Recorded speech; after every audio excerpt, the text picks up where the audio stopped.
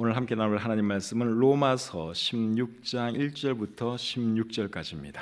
내가 갱그레아 교회의 일꾼으로 있는 우리 자매 베베를 너희에게 추천하노니 너희는 주 안에서 성도들의 합당한 예절로 그를 영접하고 무엇이든지 그에게 소용되는 바를 도와주지니 이는 그가 여러 사람과 나의 보호자가 되었습니다. 너희는 그리스도 예수 안에서 나의 동역자들인 브리스가와 아굴라에게 문안하라. 그들은 내 목숨을 위하여 자기들의 목까지도 내놓았나니 나뿐 아니라 이방인의 모든 교회도 그들에게 감사하느니라. 또 저의 집에 있는 교회에도 문안하라. 내가 사랑하는 에베네도에게 문안하라. 그는 아시아에서 그리스도께 처음 맺은 열매니라. 너희를 위하여 많이 수고한 마리아에게 문안하라. 내 친척이요 나와 함께 갇혔던 안드로니고와 유니아에게 문안하라. 그들은 사도들에게 존중이 여겨지고 또한 나보다 먼저 그리스도 안에 있는 자라. 또 주 안에서 내 사랑하는 암블리아에게 문안하라. 그리스도 안에서 우리의 동역자인 우르바노와 나의 사랑하는 스타구에게 문안하라. 그리스도 안에서 인정함을 받은 아벨레에게 문안하라. 아리스토블로의 권속에게 문안하라. 내 친척 헤로디온에게 문안하라. 나기수의 가족 중 주 안에 있는 자들에게 문안하라. 주 안에서 수고한 드루베나와 드루보사에게 문안하라. 주 안에서 많이 수고하고 사랑하는 버시에게 문안하라. 주 안에서 택하심을 입은 루포와 그의 어머니에게 문안하라. 그의 어머니는 곧 내 어머니니라. 아순그리도와 블레공과 허메와 바드로바와 허마와 미크들과 함께 있는 형제들에게 문안하라. 빌롤로고와 율리아와 또 네레오와 그의 자매와 올름바와 그들과 함께 있는 모든 성도에게 문안하라. 너희가 거룩하게 입맞춤으로 서로 문안하라. 그리스도의 모든 교회가 다 너희에게 문안하느니라. 아멘. 오늘은 로마서 16장 1절부터 16절까지의 말씀을 본문으로 해서 사랑하는 분들에게 안부를 전합니다. 이런 제목으로 말씀 전하기를 원합니다.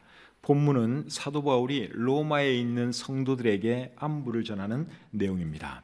안부를 전하는데 이름을 일일이 불러가면서 안부를 전하고 있죠. 몇 사람의 이름이 이 명단에 나오나 제가 발을 정자를 써가면서 세봤더니 26명이 나오더라고요. 26사람의 이름을 불러가면서 누구누구에게 안부를 전해달라, 그렇게 사도 바울이 말을 하고 있습니다. 이렇게 많은 사람의 이름을 일일이 불러가면서 안부 전하는 사도 바울을 생각하면 사람이 참 따뜻하다, 다정하다 하는 그런 생각을 하게 됩니다. 그런데 사실 사도 바울이 쓴 글을 보면 굉장히 논리적이고 그리고 또 잘못한 것에 대해서는 과감하게 책망도 잘합니다.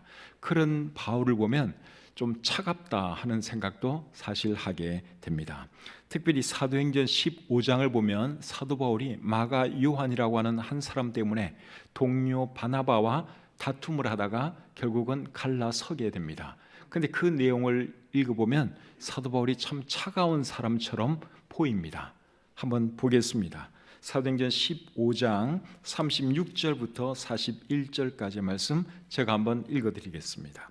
며칠 후에 바울이 바나바더러 말하되 우리가 주의 말씀을 전한 각 성으로 다시 가서 형제들이 어떠한가 방문하자 하고 바나바는 마가라 하는 요한도 데리고 가고자 하나 바울은 밤빌리아에서 자기들을 떠나 함께 일하러 가지 아니한 자를 데리고 가는 것이 옳지 않다 하여 서로 심히 다투어 피차 갈라서니 바나바는 마가를 데리고 배 타고 구브로로 가고 바울은 신라를 택한 후에 형제들에게 주의 은혜에 부탁함을 받고 떠나 수리아와 길리기아로 다니며 교회들을 견고하게 하니라.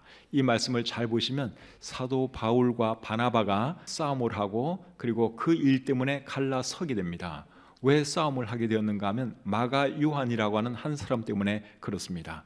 그 전에 같이 선교 여행을 할 때 마가 요한도 함께 했는데 마가 요한이 중간에 돌아가 버렸어요. 무슨 일이 있었는지 알 수는 없지만 선교를 같이 하다가 중간에 배 타고 돌아가 버렸어요. 그 일 때문에 사도 바울은 이번에는 마가 요한 안 데려간다 하는 입장이고 바나바는 아니다, 그래도 데려가야 한다 하는 입장입니다. 그래서 이것 때문에 둘이 싸우다가 결국은 의견 합의를 보지 못하고 둘이 갈라서게 되었습니다. 그래서 이런 내용을 보면 바나바는 사람 중심적인 사람 같고 바울은 일 중심적인 사람 같습니다.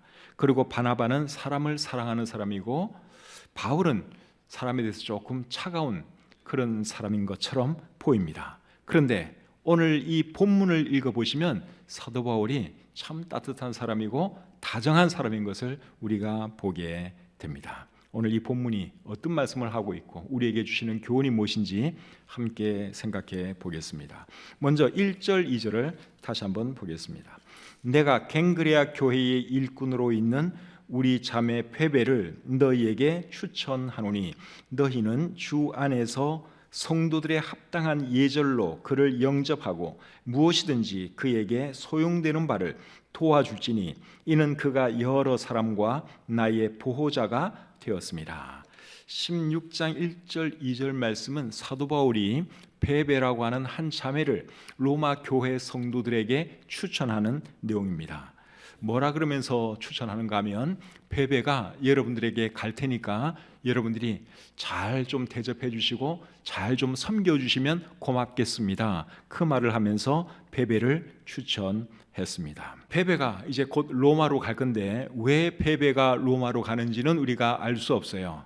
그런데 한 가지 추측해 볼 수 있는 것은 베베가 사도 바울이 로마 교회 성도들에게 쓴 이 글을 가지고 가지 않았을까, 그렇게 생각해 볼 수 있습니다. 우리가 지금 공부하고 있는 이 로마서 사도 바울이 기록을 했고 이 글을 로마 교회 성도들에게 누군가가 전달을 했겠죠. 많은 학자들이 누가 전달했을 것이라고 생각하는가 하면 베베가 전달했을 것이라고 생각을 합니다. 그래서 이제 베베가 로마로 가는데 베베가 여러분들에게 가면 좀 잘 대접해 주시기 바랍니다. 그렇게 사도 바울이 부탁하고 있는 것이죠. 그렇다면 사도 바울은 지금 어디서 이 글을 쓰고 있는 걸까요? 제 생각에는 베베가 갱그레아 교회 성도거든요. 그것을 고려하면 갱그레아 아니면 갱그레아에서 멀지 않은 고린도에서 이 로마서를 기록했다고 생각을 합니다. 대다수 성경학자들은 사도 바울이 갱그레아 아니면 고린도에서 로마서를 기록했다고 생각을 해요. 그리고 그 갱그레아 교회의 성도인 베베 자매를 통해서 이제 그 글을 로마 교회 성도들에게 전달했을 것이라고 추측을 합니다. 그런데 이 베베에 대해서 바울이 어떤 말을 했는가 하면 그가 여러 사람과 나의 보호자가 되어 주었다, 그런 말을 하고 있습니다. 한 사람의 보호자 노릇하는 것도 사실 쉬운 일이 아닌데 베베는 사도 바울뿐만 아니라 여러 사람들의 보호자가 되어 주었다, 바울이 그렇게 말을 하고 있습니다. 이런 거 보면 이 베베의 자매가 참 신실한 사람이고 헌신된 사람인 것을 우리가 알 수 있죠. 베베가 어떻게 이런 일을 할 수 있었을까요? 주님을 사랑하는 마음이 그녀에게 있었기 때문에 그렇죠. 주님을 사랑하니까 주의 일하는 사람들이 귀하게 보이고 그래서 그들의 필요를 공급해주고 그들을 보호해주고 그러면서 그들의 보호자 역할을 해주었던 것이죠. 이제 3절부터 16절까지의 내용을 보시면 사도 바울이 사람들의 이름을 한 사람 한 사람 불러가면서 그들에게 안부를 전합니다. 일일이 다 살펴볼 수는 없고 중요하다고 생각되는 몇 구절만 살펴보도록 하겠습니다. 먼저 3절 4절 보겠습니다. 너희는 그리스도 예수 안에서 나의 동역자들인 브리스가와 아굴라에게 문안하라. 그들은 내 목숨을 위하여 자기들의 목까지도 내놓았나니 나뿐 아니라 이방인의 모든 교회도 그들에게 감사하느니라. 사도 바울이 로마에 있는 성도들에게 안부를 전하는데 제일 먼저 누구에게 안부를 전했는가 하면 브리스가와 아굴라라고 하는 사람에게 안부를 전했습니다. 이 두 사람은 부부입니다. 브리스가와 아굴라 두 사람은 부부입니다. 누가 남편 같습니까? 그렇죠, 맞아요. 아굴라가 남편이에요. 내가 그 질문 할 줄 알고 우리 이정신 자매님이 딱 기다리고 있었던 것 같아요. 바로 튀어나오네요. 맞아요. 예, 아굴라가 남편이고 브리스가가 아내입니다. 그래서 이 부부가 이제 사도 바울이 로마서를 쓰면서 제일 먼저 안부를 전한 부부입니다. 이 부부에 대해서는 사도행전 18장에 조금 더 자세하게 기록이 되어 있습니다. 사도 바울은 이 부부를 어디서 만났는가 하면 고린도에서 만났습니다. 원래 이 부부는 고린도로 오기 전에 로마에서 살았어요. 그런데 로마 황제가 모든 유대인들은 로마를 떠나라 하는 추방령을 내렸어요. 그러니까 유대인인 이 브리스길라와 아굴라 부부가 어쩔 수 없이 로마를 떠날 수밖에 없었습니다. 그렇게 해서 찾아온 곳이 고린도예요. 그리고 그 고린도에 와서 누구를 만났는가 하면 전도하는 바울을 만났습니다. 그래서 이 부부가 바울을 열심히 돕고 함께 사역을 했습니다. 근데 이 부부에 대해서 바울이 어떤 말을 했는가 하면 그들은 내 목숨을 위하여 자기들의 목까지도 내놓았다, 이런 말을 하고 있습니다. 사도 바울을 정말 열심히 도왔고 섬긴 것 같습니다. 그러니까 사도 바울이 이렇게 극찬을 하는 것이죠. 그들은 내 목숨을 위하여 자기들의 목까지도 내놓았다. 정말 신실한 부부입니다. 정말 희생적으로 최선을 다해서 사도 바울을 섬겼고 그들을 위해, 그 사도 바울의 사역을 위해서 헌신했습니다. 사도 바울이 마지막으로 기록한 책은 디모데 후서인데, 디모데 후서를 마감하면서 또 사도 바울이 몇 사람에게 안부를 전하는데, 그때도 사도 바울은 브리스가와 아굴라 부부에게 안부를 전합니다. 디모데 후서 4장 19절 한번 읽어드리겠습니다. 브리스가와 아굴라와 및 오네시보로의 집에 문안하라. 디모데 후서를 마감하면서 사도 바울이 디모데에게 이런 사람들에게 안부 좀 전해달라 말을 하는데, 제일 먼저 누구의 이름을 말했는가 하면 브리스가와 아굴라예요.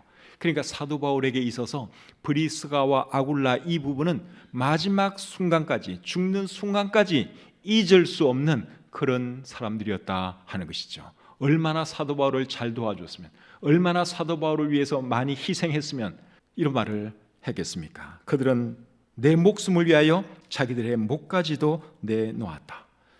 이 부부의 사랑과 헌신이 있었기 때문에 사도 바울이 사역을 잘 감당할 수 있었던 것입니다. 이런 사람들의 헌신과 사랑이 있었기 때문에 우리가 알고 있는 위대한 사도 바울, 그런 인물이 탄생할 수 있었다 하는 것입니다. 아무리 사도 바울이 열심히 전도를 해도 누가 도와주지 않으면 그렇게 할 수 없거든요. 그런데 이런 사람들이 그렇게 희생적으로 도와주었기 때문에 사도 바울이 사역을 잘 해낼 수가 있었던 것이죠. 브리스가와 아굴라의 사랑과 희생정신, 이런 거 저와 여러분들도 좀 본받았으면 좋겠습니다. 그 다음 구절은 5절 하반절입니다. 내가 사랑하는 에베네도에게 문안하라. 그는 아시아에서 그리스도께 처음 맺은 열매니라. 두 번째로 사도 바울이 안부를 전한 사람은 에베네도라고 하는 사람입니다. 이 사람은 사도 바울이 아시아에서 처음으로 주님께 인도한 사람입니다.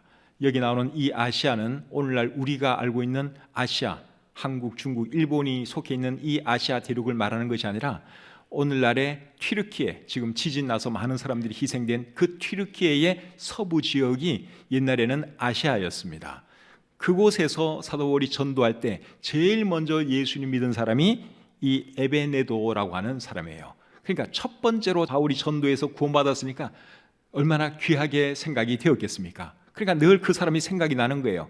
근데 그 사람이 지금 어디에 살고 있느냐? 로마에 살고 있어요. 그래서 로마에 있는 성도들에게 글을 쓰면서 에베네도에게 안부 전해달라, 그렇게 말을 하는 것이죠.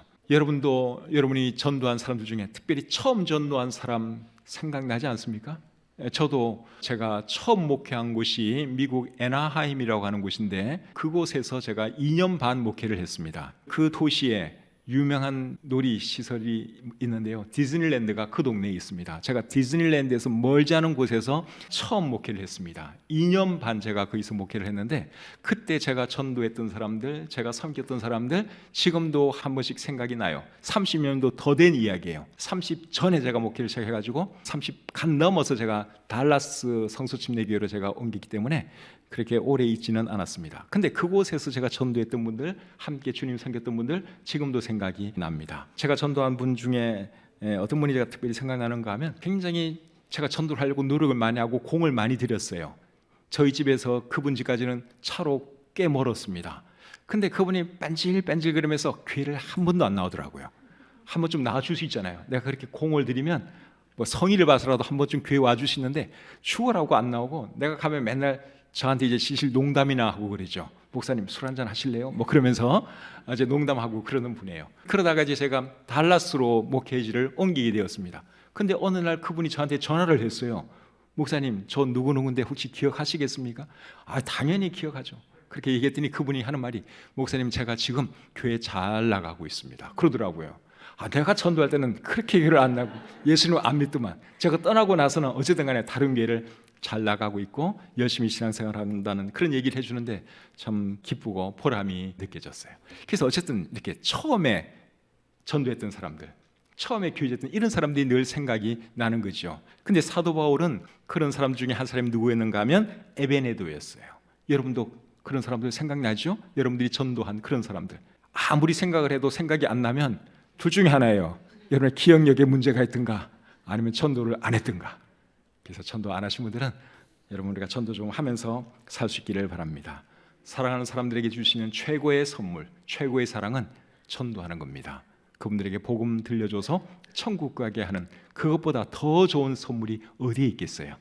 저와 여러분들도 그 일을 하면서 살았으면 좋겠습니다. 그 다음에 7절입니다. 내 친척이요 나와 함께 갇혔던 안드로니고와 유니아에게 문안하라. 그들은 사도들에게 존중이 여겨지고 또한 나보다 먼저 그리스도 안에 있는 자라. 자, 이번에는 안드로니고와 유니아라고 하는 사람에 대해서 말씀을 하고 있는데, 이 두 사람은 바울의 친척입니다. 그리고 바울과 함께 감옥에 들어갔던 적도 있습니다. 그리고 바울보다 먼저 믿은 사람들이라고 말씀을 하고 있습니다. 바울은 사실 그렇게 빨리 예수님을 믿은 사람들은 아니었죠. 처음에는 박해자로 살았으니까 상당히 뒤에 사도 바울은 예수님을 믿은 사람이고, 근데 이 안드로고니와 유니아는 바울보다 먼저 예수님을 믿은 사람들이다. 바울이 그렇게 말씀을 하고 있습니다. 근데 이 두 사람에 대해서 제일 중요한 말은 뭔가 하면 그들이 사도들에게 존중이 여김을 받았다 하는 것입니다. 7절 말씀 여러분 다시 한번 중간에 보시면, 그들은 사도들에게 존중이 여겨졌다, 그렇게 말을 하고 있죠. 이분들이 도대체 어떻게 했길래 사도들이 이 사람들을 존중히 여겼을까요? 사도들에게 존중이 여겨졌다 하는 이 말을 헬라어 성경으로 보시면 사도들 사이에서 뛰어난 사람들이었다, 그렇게 되어 있습니다. 헬라어 성경에는 그렇게 되어 있습니다. 사도들 사이에서 뛰어난 사람들이었다. 그러니까 사도들이 이 사람들을 그만큼 존중해 주었다, 그 말이죠. 이분들이 도대체 뭘 했길래 사도들이 이분들을 그렇게 존귀히 여겼느냐? 간단합니다. 주님을 사랑했고 주님의 몸된 교회를 사랑했고 주님께서 세운 주의 종들을 사랑하고 귀하게 여겼기 때문에 다른 사도들과 모든 주의 종들이 이 사람들을 귀하게 여겼던 것이죠. 우리 교회도 그런 분들이 여러분 계세요. 그런 분들 보면 제가 얼마나 존경스러운지 모릅니다. 정말 주님 사랑하고 교회 사랑하고 주의 종들 귀하게 여기는 분들 보면 정말 존경하지 않을 수가 없어요. 그분들 앞에 서면 머리가 저절로 숙여집니다. 존경심이 막 일어나니까 제 마음속에서 주님 사랑하고 교회 사랑하고 주의 종 사랑하는 사람 보면 저절로 존경할 수밖에 없습니다. 그래서 우리 모든 성도님들이 교회 지도자들에게, 하나님의 종들에게 존귀히 여김을 받았으면 좋겠습니다. 그런 사람들이 되시기를 우리 주님의 이름으로 축복합니다. 그 다음에 10절 말씀을 보겠습니다. 그리스도 안에서 인정함을 받은 아벨레에게 문안하라. 이번에는 아벨레에게 문안 인사를 하는데, 아벨레는 그리스도 안에서 인정함을 받은 사람이라고 말씀하고 있습니다. 인정함을 받았다 하는 이 말은 검증을 거쳐서 인정함을 받았다, 그 말입니다. 아벨레가 어떤 검증을 거쳐서 인정을 받았는지 알 수 없지만 제 생각에는 고난이라는 검증 과정을 거쳐서 인정받았다고 생각됩니다. 사람들은 평상시에는 믿음이 있는지 없는지, 좋은지 나쁜지 표가 안 납니다. 근데 고난을 겪어보면 그 사람이 믿음이 있는 사람인지 없는 사람인지 확 드러납니다. 다니엘서에 나오는 다니엘과 다니엘의 세 친구가 믿음 좋은 사람이죠? 어떻게 그 사람들이 믿음 좋은 사람인 것을 우리가 압니까? 고난 앞에서 그들이 보여준 태도, 자세, 삶, 그것을 보면 그 사람들 정말 믿음 있는 사람이다 하는 것을 우리가 압니다. 욥도 믿음이 참 좋은 사람이죠. 욥이 믿음 있는 사람인 것을 어떻게 압니까? 환난 앞에서 그가 했던 말, 그가 보여준 행동, 그것을 보면 욥이 정말 믿음 있는 사람이다 하는 것을 우리가 알죠. 그래서 이 아벨레도 어떻게 사람들이 인정을 받았느냐, 어떻게 어떤 검증 과정을 거쳐서 이분이 인정을 받게 되었느냐, 제가 볼 때는 고난을 통해서 이분이 인정을 받았다고 생각이 됩니다. 그래서 공동번역 성경은 10절 말씀을 이렇게 번역하고 있습니다. 그리스도를 위해서 무척 고생을 많이 한 아벨레에게 문안해 주십시오. 공동번역은 직역을 한 것이 아니라 의역을 한 것입니다. 그러니까 원래 헬라어 성경에는 그리스도 안에서 인정함을 받았다 이렇게 딱 되어 있는데, 이제 공동번역 성경은 인정받은 그것이 고난의 과정을 통해서 인정받은 것으로 추측을 하면서 이제 이렇게 번역을 한 것이죠. 그리스도를 위해서 무척 고생을 많이 한 아벨레에게 문안해 주십시오. 의역이긴 하지만 상당히 일리 있는 번역이라고 생각이 됩니다. 사랑하는 성도님 여러분, 우리에게도 한 번씩 고난이 찾아오죠. 고난이 찾아오면 어떻게 생각하시면 되냐면, 내가 지금 테스트 받고 있구나, 검증받고 있구나, 그렇게 생각하시면 됩니다. 그래서 그 고난의 기간을 잘 이겨내면 여러분들은 믿음 있는 사람으로 인정받을 수 있어요. 근데 그 고난 앞에 무너져 버린다든가 불평 불만 늘어놓으면 여러분의 믿음이 그냥 순식간에 다 허사가 돼버리는 것입니다. 그러니까 고난이 올 때 절대로 불평이나 불만하지 마시고 믿음으로 잘 견디면서 승리하시기를 바랍니다. 우리 하나님은 고난을 통해서 사람들을 연단하시고 시험하세요. 아브라함에게도 아들을 번제로 바치라 하는 그런 말씀을 하셨는데 시험하시기 위해서 그렇게 하셨잖아요. 근데 아브라함이 그 믿음의 시험에서 결국은 합격을 했지요. 그래서 그가 믿음의 조상으로 인정받을 수가 있었던 것입니다. 고난은 우리에게도 한 번씩 찾아와요. 절대로 무너지지 마시고 꼭 승리하시기를 바랍니다. 욥기 23장 10절에서 욥이 이런 말을 했습니다. 내가 가는 길을 그가 아시나니 그가 나를 단련하신 후에는 내가 순금같이 되어 나오리라. 고난이 있기 전에는 이게 순금인지 뭔지 몰라요. 근데 고난을 통해서 그게 정제되고 재련되어서 결국은 순금으로 나오는 거예요. 순금으로 나온 사람은 승리자가 되는 것이고, 그냥 그 앞에 무너져 버리면 아무것도 아닌 것이죠. 그래서 여러분, 고난이 올 때는 내가 지금 검증받고 있다, 하나님께서 나를 시험하시고 있다, 그 사실을 꼭 기억하시고 고난을 잘 이겨낼 수 있기를 바랍니다. 베드로전서 4장 12절 13절은 또 이렇게 말합니다. 사랑하는 자들아, 너희를 연단하려고 오는 불시험을 이상한 일 당하는 것 같이 이상히 여기지 말고 오히려 너희가 그리스도의 고난에 참여하는 것으로 즐거워하라. 이는 그의 영광을 나타내실 때에 너희로 즐거워하고 기뻐하게 하려 함이라. 그래서 우리에게 고난이 있지만 잘 견디면 하나님께로부터 큰 칭찬과 축복을 받는다 하는 것을 기억하시고 고난 앞에 절대로 무너지지 마시고 승리하시기를 바랍니다. 12절 보겠습니다. 주 안에서 수고한 두루베나와 두루보사에게 문안하라. 이번에는 두루베나와 두루보사라 가는 사람에게 안부를 전하고 있는데 두 사람의 이름이 비슷하지요. 두루베나, 두루보사. 두 사람의 관계가 어떤 관계 같습니까? 형제, 그렇죠. 근데 이 이름이 여자 이름이기 때문에 친자매라고 생각이 됩니다. 정확한 관계는 몰라요. 그냥 추측하는 거예요. 이름이 비슷하기 때문에 이 두 사람은 친자매였겠다, 그렇게 우리가 생각을 하는 것이죠. 브리스가와 아굴라처럼 부부가 하나님을 잘 섬기는 것도 아름답지만 친형제, 친자매가 이렇게 주님을 잘 섬기는 것도 참 아름답죠. 우리 교회도 친형제, 친자매가 함께 우리 교회에 나오면서 주님 잘 섬기는 분들이 몇 분 계십니다. 그리고 사촌 되는 이런 분들도 또 우리 몇 분 계시죠. 그래서 이렇게 참 형제들끼리, 참 친척들끼리 같이 주님을 섬기는 그 모습 얼마나 귀하고 아름다운지 몰라요. 근데 또 이런 분도 계세요. 친형제, 친자매가 아직 예수를 믿지 않아서 그분만 생각하면 참 눈물로 기도 안 할 수 없는 그런 분들도 이 자리에 계시죠. 한 형제 자매로 태어나서 누구는 천국 가고 누구는 지옥 간다면 여러분, 그것처럼 사실 슬픈 일이 어디에 있겠습니까? 그래서 믿지 않는 우리 형제를 두신 분들은 더 열심히 기도하고 전도하셔서 꼭 여기 두루보사, 두루베나 이 자매처럼 함께 주님을 섬겼으면 좋겠습니다.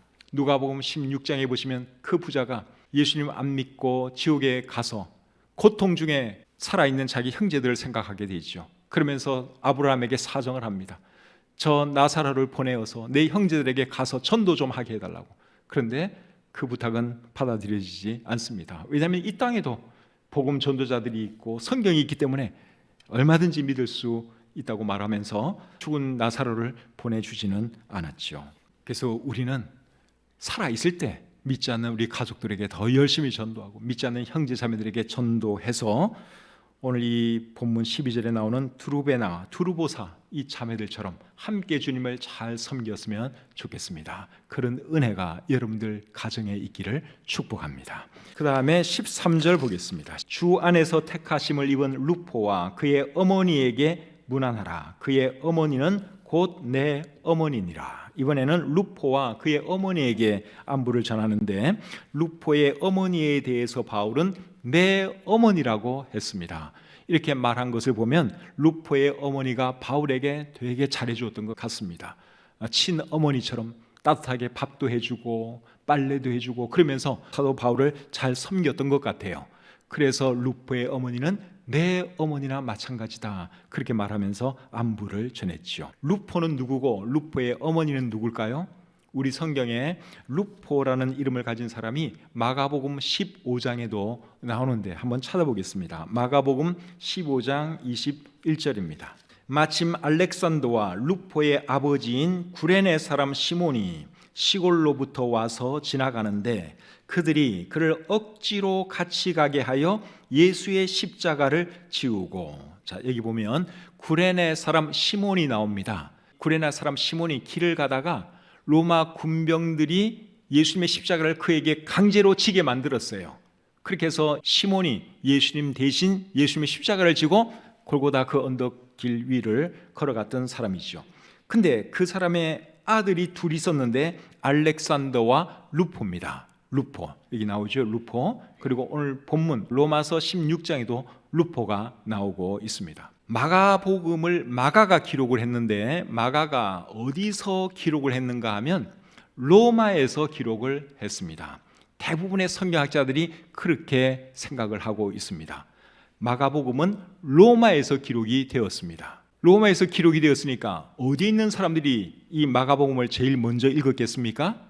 로마에 있는 사람들이 제일 먼저 읽었겠죠. 로마에서 기록을 했으니까 바로 그 동네부터 이제 이 글을 읽기 시작한 겁니다. 그러니까 로마 사람들이 구레네 사람 시몬도 알고 그의 아들 알렉산더 루포를 다 아니까 이제 여기 이름들을 실명을 써놓은 거예요. 그런데 오늘 본문에 나오는 루포, 로마서 16장에 나오는 루포는 어디에 살고 있습니까? 루포는 어디에 살고 있는 사람이에요? 지금 사도 바울이 로마에 있는 성도들에게 안부를 전하고 있어요. 그러면 루포는 어디에 살고 있는 사람이에요? 로마에 살고 있는 사람이에요. 로마서 16장에 나오는 루포는 현재 로마에 살고 있는 사람이고 마가복음은 로마에서 기록이 되었습니다. 그러면 연관성이 있죠. 제가 볼 때 두 사람은 같은 사람이에요. 마가복음 15장의 루포하고 로마서 16장의 루포는 동일한 사람입니다. 그렇다면 이 루포와 루포의 어머니는 언제부터 예수님을 믿게 되었을까요? 정확한 시점은 알 수 없지만 루포의 아버지 구레네 사람 시몬이 예수님의 십자가를 진 그 일을 계기로 해서 예수님에 대해서 관심을 갖게 되었고 그 일을 계기로 결국은 예수님을 믿지 않았을까 그런 생각이 듭니다. 나중에 이제 사람들이 여기 루포와 그리고 그의 아버지 구레네 사람 시몬에게 그리고 그의 아내에게 당신이 대신 그 십자가의 그 주인 예수라는 사람은 말이야 이런 사람이야 그러면서 전도하지 않았겠습니까? 그러면서 이제 관심을 갖게 되고 찾아보고 연구하고 그러다가 결국 온 집안이 예수님을 믿었을 것이라고 생각이 됩니다. 그런데 이 루포의 아버지 시몬이 예수님의 십자가를 대신 졌는데 기쁨으로 자원해서 진 게 아니에요. 억지로 졌어요. 마지못해 졌습니다. 로마 군병들이 하라니까 예수님이 자꾸만 쓰러지고 진도가 안 나가니까 여기 지나가는 시몬 당신 이리 와 해가지고 그거 지게 만들어서 결국은 예수님 대신 골고다 언덕까지 지고 가게 된 것이죠. 억지로 한 거예요. 억지로. 그걸 딱 지는 순간 시몬이 어떤 생각했겠어요? 오늘 되게 재수없네. 왜 하필 또 나야 이게. 안 그래도 바빠 죽겠는데 힘들어 죽겠는데 그리고 언덕길 올라가는 게 여러분 그게 쉬운 일이겠어요? 얼마나 좀 땀이 났겠습니까? 그리고 그 십자가에는 예수님의 피도 묻어 있었어요. 피 묻은 십자가를 지고 간다는 게 사형수의 십자가를 지고 올라간다는 게 유쾌한 일은 아니잖아요. 근데 그러니까 이 시몬은 어쩔 수 없이 그냥 한 거예요. 하라니까. 안 그러면 또 로마 군병들이 때리고 막 하니까 어쩔 수 없이 하긴 했어요. 그런데 그 일이 결국 뭐가 된 겁니까? 복이 된 거죠. 그 일 때문에 온 집안이 예수를 믿게 되었으니까 이게 복이 된 것이죠. 그것을 한자어로 어떻게 표현하죠? 전화위복. 화가 변해서 복이 된 것입니다. 그렇다면 여러분, 지금 저와 여러분들이 억지로 하고 있는 어떤 일이 있다면 그것이 복이 될 수도 있지 않겠습니까? 될 수 있겠죠. 100% 다 된다는 보장은 없어요. 억지로 지금 어쩔 수 없이 억지로 내가 처해 있는 그런 상황이라 할지라도 언젠가는 그것이 복이 될 수 있다는 그 사실을 여러분 절대로 잊지 마시기를 바랍니다. 그러니까 무슨 일을 하더라도 항상 기쁘게 해야 돼요. 감사하면서 해야 하는 것입니다. 왜냐하면 그것이 복이 될 수도 있으니까 꼭 그것을 기억하시기를 바랍니다. 그래서 바울이 항상 기뻐라 그런 거예요. 범사에 감사라고 말한 것입니다. 안 좋은 일도 그것이 나중에 복이 될 수도 있으니까 그렇게 말을 한 거예요.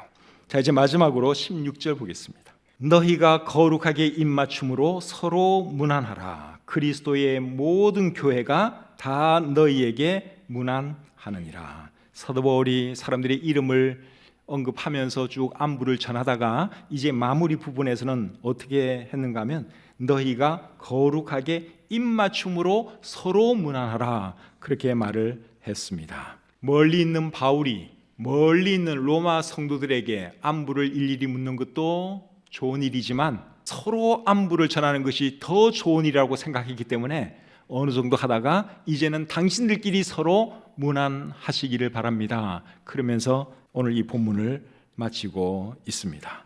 여러분, 우리에게 제일 중요한 사람이 누군지 알고 계시죠? 우리에게 제일 중요한 사람이 누구예요? 지금 내 곁에 있는 사람, 지금 나와 함께 하는 사람, 그 사람이 제일 중요한 사람이에요. 멀리 있는 사람 물론 중요하죠. 그렇지만 지금 당장 내 곁에 있는 사람이 중요한 사람이에요. 그 사람에게 공을 들이세요. 그러면 인간관계에 성공할 수 있습니다. 가까이 있는 사람에게는 그냥 아무렇게나 하고 늘 멀리 있는 사람만 생각하면 그 사람은 다 인간관계 다 실패하는 거예요. 멀리 있는 사람 나중에 또 가까이 오면 그때 또 잘해주시고, 지금 중요한 사람은 나와 함께 있는 사람, 바로 내 곁에 있는 사람. 한번 보세요. 여러분 곁에 누가 앉아 있는지. 그 사람이 중요한 사람이에요. 그 사람에게 잘해주시기를 바랍니다. 아시겠죠? 멀리 있는 사람은 나중에 다시 가까이 오면 그때 잘해주시면 돼요. 지금 우리가 공들일 사람은 내 곁에 있는 사람이다 하는 것이죠. 그래서 우리가 여러분 교회 형제자매들에게 서로 잘해주셔야 되는 거예요.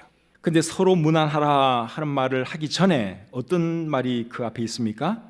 거룩하게 입맞춤으로 서로 문안하라 그렇게 말을 하고 있죠.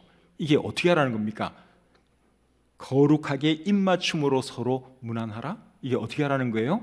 이거는 그냥 실제로 말 그대로 이해하시면 됩니다. 그 당시 인사 문화는 입맞추면서 인사하는 문화였어요. 오늘날에도 입맞추면서 인사하는 그런 나라들 있잖아요. 볼에다가 입맞추는 그런 나라도 있고 또 입에다 뽀뽀하는 그런 인사 문화도 있고 그렇습니다. 우리나라 인사 문화는 뭐죠? 목례하거나 악수하는 것이 우리나라 인사 문화죠.